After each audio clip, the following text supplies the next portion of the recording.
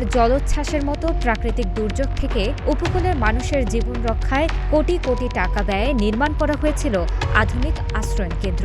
২০২২ সালে তৎকালীন প্রধানমন্ত্রী ভার্চুয়ালি উদ্বোধনও করেন সেগুলোর। কিন্তু উদ্বোধনের ৪ বছর পার হলেও পটুয়াখালীর রাঙ্গামালী উপজেলার ১২টি আশ্রয়ণ কেন্দ্র এখনও পুরোপুরি ব্যবহার উপযোগী হয়নি।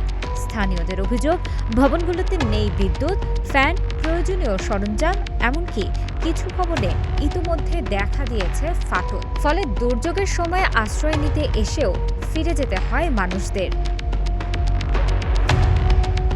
নির্মাণ শেষ হওয়ার আগেই বিভিন্ন ভবনের দেয়ালে ফাটল দেখা দিয়েছে বলেও অভিযোগ স্থানীয়দের। কোথাও নেই বৈদ্যুতিক বাতি, ফ্যান কিংবা প্রয়োজনীয় অন্যান্য সরঞ্জাম। স্থানীয়দের অভিযোগ, সংশ্লিষ্ট কর্তৃপক্ষ এখনও আশ্রয় কেন্দ্রগুলোর চাবি বুঝিয়ে দেয়নি। ফলে ঘূর্ণিঝড় কিংবা জলোচ্ছ্বাসের সময় আশ্রয় নিতে এসে অনেক মানুষ ফিরে যেতে বাধ্য হন। এমনকি আশ্রয় কেন্দ্রে স্থাপনের জন্য আনা কিছু মালামাল ও সোলার ব্যাটারি ঠিকাদার সরিয়ে নিয়েছেন বলেও অভিযোগ করেন স্থানীয়রা। আমি জোর করে তার থেকে চাবি আনবো।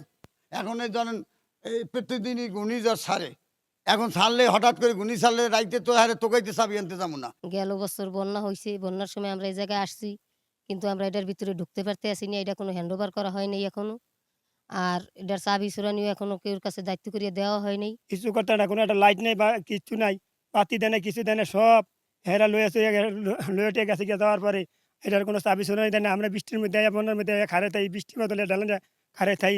আর এখানে সোলার নাই, উপরে সোলার তার বাড়ি লই গেছে, আর কারেন্ট কিছু নাই। ইহাও সম্পূর্ণ হচ্ছে খুললে তার বাল্বটা লইয়ে গেছে। আশ্রয় কেন্দ্র পরিচালনা কমিটির সভাপতি জানান, নির্মাণ কাজ সম্পূর্ণ শেষ করে আনুষ্ঠানিকভাবে ভবন গুছিয়ে দিলে তখনই চাবি গ্রহণ ও আশ্রয় কেন্দ্র পরিচালনার দায়িত্ব নেওয়া হবে।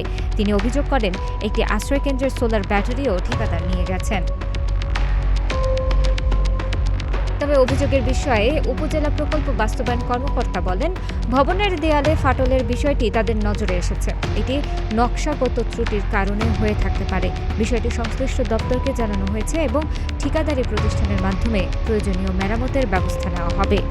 দেয়াল ফাটল ধরেছে, এটা বিষয়টি নজরে আছে, কিন্তু এটা আসার পর আমরা আমাদের এখানে পিডি মহোদয় আছে, ইঞ্জিনিয়ারও আছে।